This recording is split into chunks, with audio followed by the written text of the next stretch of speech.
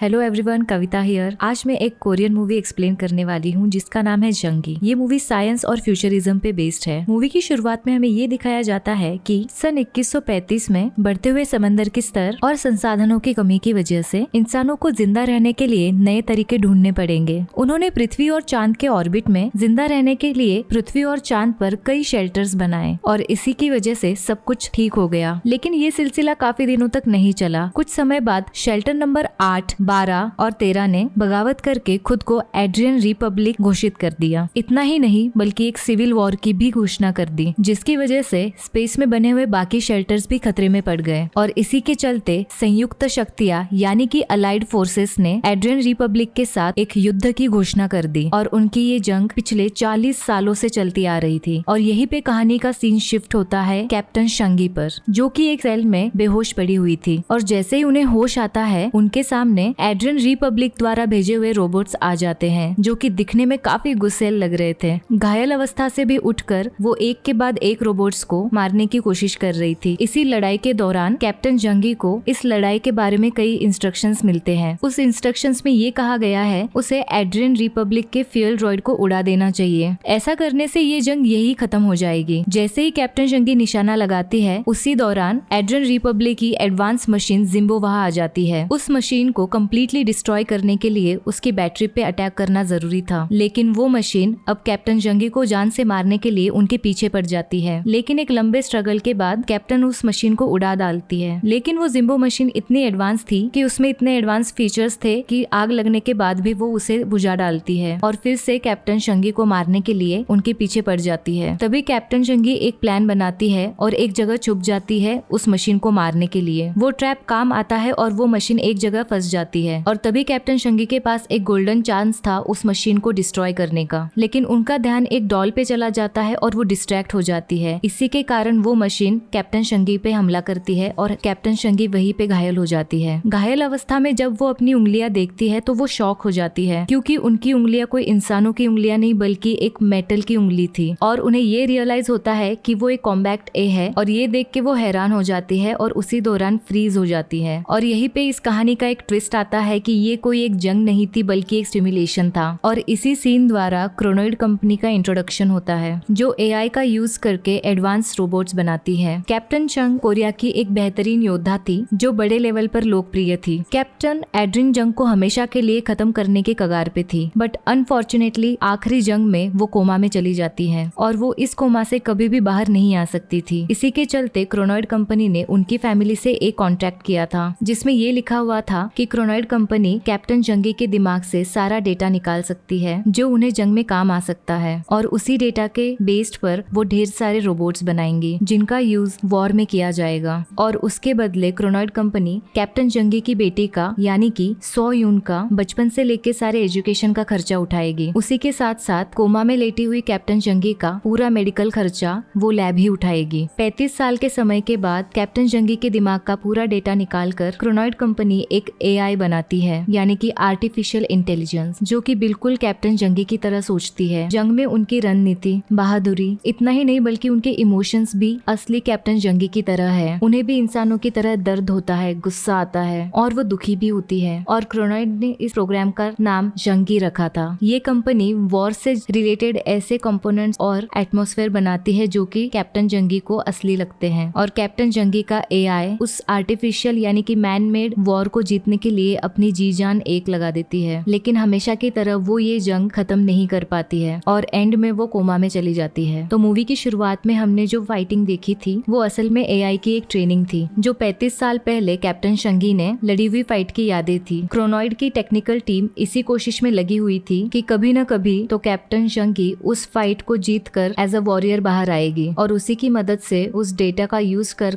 उस एआई को कंप्लीट कर जो 40 सालों से जंग चली आ रही है उसे फिनिश कर सके। व्यूअर्स को ये पता चलता है कि इस प्रोग्राम को यून सो ह्यूंग लीड कर रही थी, जिन्हें एआई सोल्जर्स क्रिएट करने का एक ऑब्सेशन सा था, जो और कोई नहीं बल्कि कैप्टन शंगी की बेटी है। कुछ समय बाद इस कंपनी में कुछ गवर्नमेंट ऑफिसर्स आते हैं जो कि इस प्रोग्राम को मंजूर करना है या नहीं इस फैसले की मीटिंग करने के लिए आते हैं। वहीं पे हम क्रोनॉइड कंपनी के डायरेक्टर को भी देखते हैं, जिसका नाम था किम साम हूं, जो कि हमेशा की तरह बेकार से जोक मार के उन गवर्नमेंट ऑफिसर्स को इरिटेट करके रख देता है। अब टेक्निकल टीम टीम की लीड सो ह्यूंग अब उन्हें प्रेजेंटेशन दिखाती है कि कैसे वो चंगी के दिमाग पर रिसर्च करके एक लड़ाकू AI बना सकते हैं जो कि उन्हें सिविल वॉर में एक जीत दिला सकता है। लेकिन अफसोस की बात ये है कि अभी भी वो AI सिमुलेशन रूम से बचकर बाहर नहीं निकल पा रहा है। उसी बात पर गवर्नमेंट ऑफिसर्स ये कहते हैं आप एक हारे हुए योद्धा का क्लोन बना रही है। अगर वो तभी सफल हो जाती तो आज हमें ये सब लड़ाकू AI बनाने की जरूरत ही नहीं पड़ती। तब सोयूं उन्हें यकीन दिलाती है वो अपनी माँ का एक बेहतरीन लड़ाकू AI बनाकर रहेगी जो कि जंग के सिमुलेशन से भी कामयाब होकर बाहर आएगी और फिर जंग खत्म होने के बाद भी जंगी का नाम अलाइड फोर्सेस के इतिहास में लिखा जाएगा। मीटिंग खत्म होने के बाद डायरेक्टर किम सोंग ह्यूंग उन्हें बताता है कि जल्दी उनका जंगी प्रोग्राम पास हो जाएगा और वो ढेर सारे लड़ाकू AI बनाएंगे, जिसे सुनकर सोयूं बहुत खुश हो जाती है। वो अब एक AI का डेटा कलेक्ट करने के लिए निकल जाती है। दरअसल हर AI को मेटल सिमुलेशन यानी कि जंग का अभ्यास होने के बाद तोड़ दिया जाता है, तो उसे तोड़ने से पहले उसका सारा डेटा एक टेक्निकल टीम कलेक्ट करती है ताकि वो उस AI को और अच्छे से और डिटेल में समझ पाए। कॉम्बैट AI के इंटरव्यू के बाद उसका ब्रेन निकाल दिया जाता है और नए कॉम्बैट AI में फिर से इंस्टॉल कर दिया जाता है। अब सोयोंग टेक्निकल टीम की एक एम्प्लॉय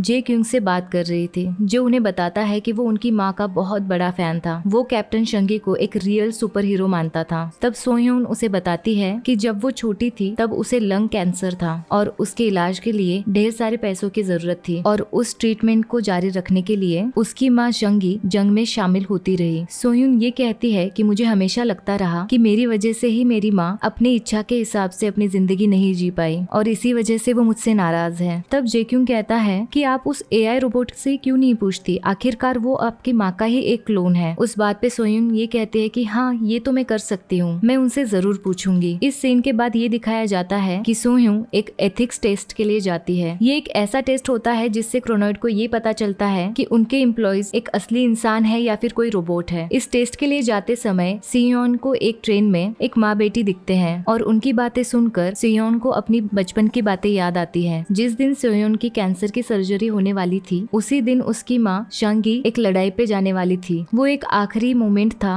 जब सोयोन ने अपनी माँ को देखा था। उसके बाद शंगी घायल होकर कोमा में चली गई थी। एथिक्स टेस्ट कंप्लीट होने के बाद डॉक्टर सोयोंग को उनके डॉक्टर बताते हैं कि उनका लंग्स कैंसर वापस आ चुका है और उसके पास अभी सिर्फ 3 महीने ही बचे हुए हैं। वो डॉक्टर सोयोंग से ये रिक्वेस्ट करता है कि उन्हें अपना डेटा किसी प्रोस्थेटिक बॉडी यानी कि किसी AI में डाल देना चाहिए। ऐसा करने से उनका वजूद जिंदा रहेगा, लेकिन इसके लिए उन्हें ढेर सारा पैसा खर्च करना पड़ेगा। तब सोयोंग ये कहते हैं कि इन सब चीजों के लिए उनके पास बिल्कुल भी पैसे नहीं है। तब वो डॉक्टर इस बात पे कहता है कि तुम टाइप C प्रोग्राम में अपना डेटा दे सकती हो, लेकिन आप जानते हो कि ऐसे रोबोट्स को इंसान नहीं समझा जाता है, क्योंकि जो भी कंपनी आपके ब्रेन का डेटा खरीदती है वो उस डेटा के अनगिनत क्लोन्स बना सकती है। टाइप C प्रोग्राम में ब्रेन डेटा देने के बाद मरने वाले इंसान की फैमिली को पैसे भी मिलते हैं। दरअसल इसी कॉन्ट्रैक्ट में सोयोन की माँ ने यानी कि कैप्टन जंगी ने अपना डेटा दिया था। अब सोयोन कहती है कि वो इस बारे में जरूर सोच के बताएगी कि उन्हें अपना डेटा ट्रांसफर करना है या नहीं। वो वहाँ से अपनी माँ को देखने जाती है जो उसी हॉस्पिटल के एक ICU वार्ड में रखी हुई है। वहीं से कहानी का सीन शिफ्ट होता है और हम ये देखते हैं कि 18 नंबर के लड़ाकू AI को बैटल सिमुलेशन के लिए तैयार किया जाता है। वहाँ पे टेक्निकल टीम के साथ डायरेक्टर किम भी मौजूद थे और अब सिमुलेशन स्टार्ट हो जाता है। सिमुलेशन स्टार्ट होने से पहले ही डायरेक्टर किम ये कहता है कि इस बार हम कॉम्बैट AI के पैर पर गोली मारेंगे और ये देखेंगे कि क्या इस बार इसका रिस्पॉन्स अलग आएगा या फिर हमेशा की तरह वही रहेगा, क्योंकि डायरेक्टर किम ये कहते हैं कि हमें जल्द से जल्द इस सिमुलेशन को कंप्लीट करना है और इसी की वजह से इस बार ऑब्जर्वेशन में कुछ बदलाव किया जाएगा और उस लड़ाकू AI के पैर पर गोली मार दी जाती है। इससे जंगी को बहुत तकलीफ हो रही थी। जंगी की पैर में गोली लगने की वजह से जो बदलाव हो रहे थे उसे रेड कोड के साथ मार किया जाता है और फिर वहाँ कुछ रोबोट्स आ जाते हैं। जंगी उनसे फाइट करने लगती है, लेकिन इस बार उसका लड़ने का जज्बा खत्म हो जाता है और तभी उसके उस ब्रेन का वो हिस्सा एक्टिवेट होता है जो इससे पहले कभी भी एक्टिवेट नहीं हुआ था। ब्रेन के उस हिस्से को येलो एरिया से नाम दिया जाता है और इस बार येलो एरिया के एक्टिवेट होने की वजह से शंगी का लड़ने का तरीका थोड़ा सा बदल जाता है। वो ज्यादा एनर्जी से फाइट कर रही थी, लेकिन उन पैटर्न्स को स्टडी करने से पहले ही एक रोबोट जंगी के सर में गोली मार देता है और उसी मोमेंट पे जंगी जमीन पर गिर जाती है और उसका ब्रेन एक्सप्लॉइड हो जाता है। अब डायरेक्टर कहता है कि शायद जंगी के ब्रेन का वही हिस्सा उसके लड़ने की स्किल का एक इम्पोर्टेंट कोर है। अगले दिन यही सभी लोग क्रोनॉइड कंपनी के हेड ऑफिस में जाते हैं। वहाँ पर वो सभी लोग क्रोनॉइड कंपनी के चेयरमैन से मिलने गए थे ताकि वो कॉम्बैट AI का रिसर्च रिपोर्ट उन्हें दे सके, लेकिन वहीं पे उनसे एक लड़की आके मिलती है जिनका नाम था ली,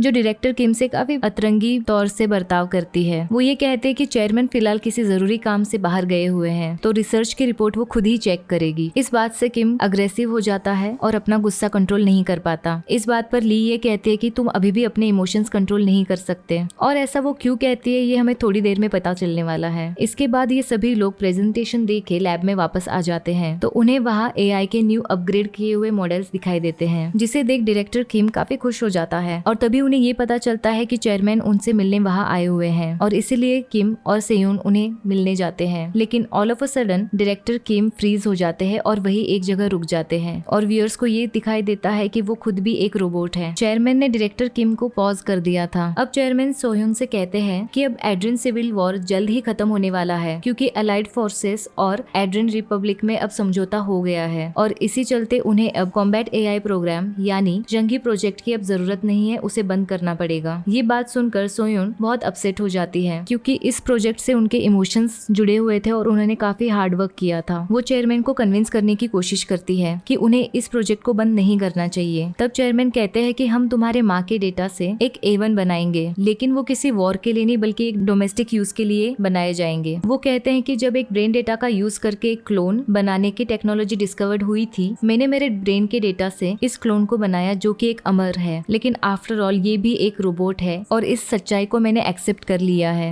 यानी कि डायरेक्टर किम चेयरमैन की ही एक कॉपी है, इसलिए वो हेडक्वार्टर वाली लड़की किम का मजाक उड़ाती है। दरअसल चेयरमैन सोह्यून को ये समझाने की कोशिश कर रहे थे जंगी प्रोजेक्ट से उन्हें उनकी माँ नहीं मिल सकती, क्योंकि चाहे कुछ भी कर लो आखिर में वो है तो एक रोबोट ही। चेयरमैन सोह्यून को कैप्टन जंगी का ब्रेन का डेटा यूज कर एक डोमेस्टिक रोबोट बनाने का ऑर्डर देता है, और साथ ही साथ लड़ाकू एआई को बंद करने के लिए कहते हैं। अगले सीन में हम ये देखते हैं डायरेक्टर किम चेयरमैन के ऑर्डर्स के खिलाफ जाता है और इस प्रोजेक्ट को बंद करने के लिए मना करता है, और वो कॉम्बैट एआई की सिमुलेशन फिर से शुरू कर देता है, लेकिन शांगी फिर से मारी जाती है। ये देखकर डायरेक्टर किम काफी भड़क जाता है। वो कहता है कि हेडक्वार्टर ने ये प्रोजेक्ट बंद करने के ऑर्डर्स दिए हैं, लेकिन वो चाहता है कि उनका ये प्रोजेक्ट किसी भी कीमत पर सक्सेसफुल हो, इसीलिए वो कॉम्बैट एआई को इंटरव्यू रूम में लाने के ऑर्डर्स देता है, क्योंकि वो इस एआई के ब्रेन का येलो एरिया एक्टिवेट करना चाहता था, और इसीलिए उस एरिया को एक्टिवेट करने के लिए ये लोग उस एआई कॉम्बैट का हाथ काट देते हैं, जिसकी वजह से कैप्टन जंगी दर्द से चीखने लगती है, लेकिन फिर भी वो येलो एरिया एक्टिवेट नहीं होता है। इसलिए अब डायरेक्टर किम उस रोबोट के पैरों पे गोलियां मारता है, लेकिन वो रोबोट अचानक से ऑफ हो जाता है और फ्रीज हो जाता है, क्योंकि सोह्यून ये नहीं देख पाती और उसे बंद कर देती है, क्योंकि उस एआई कॉम्बैट को इस सिचुएशन में देखना उनकी बेटी के लिए काफी पेनफुल था। लेकिन गुस्से में आकर डायरेक्टर किम सोह्यून पर बंदूक तान देता है और वो उस रोबोट को फिर से एक्टिवेट करने के ऑर्डर्स देता है, लेकिन सोह्यून ऐसा करने से मना कर देती है। लेकिन तभी वहाँ पर एक लड़की आकर किम को ये बताती है कि उसे जल्द से जल्द हेड ऑफिस बुलाया गया है। डायरेक्टर किम वहाँ से जाने के बाद सोह्यून अपनी टीम को ये कहती है कि कैप्टन जंगी का सारा डेटा कलेक्ट कर मुझे दे दिया जाए। वो ये देखती है कि जंगी का डेटा जेक्यूंग को भेजा गया है। ये वही बंदा था जो कैप्टन जंगी का काफी बड़ा फैन था, इसलिए सोह्यून सीधे उसके ऑफिस जाती है और ये देखती है कि कैप्टन जंगी का वहाँ एक रोबोट था जो कि नेकेड था और सेक्सुअल प्लेजर के लिए यूज हो रहा था। जे इस बात पे ये कहता है कि उसे ऑर्डर्स मिली थे कि अब शंगी के रोबोट्स को सेक्सुअल प्लेजर्स के लिए बेचा जाएगा। ये सुनकर सोह्यून उस पे अटैक कर देती है, क्योंकि ये बात सुन नहीं पाती, और इस बात से वो बहुत गुस्सा थी कि उसके माँ का ब्रेन का डेटा यूज कर क्रोनॉइड एक गंदी हरकत कर रहा है। लेकिन जेक्यून उसे याद दिलाता है कि उसकी माँ का सी टाइप का कॉन्ट्रैक्ट है, और उस कॉन्ट्रैक्ट के अनुसार क्रोनॉइड कंपनी उनके ब्रेन का डेटा और उनका क्लोन यूज कर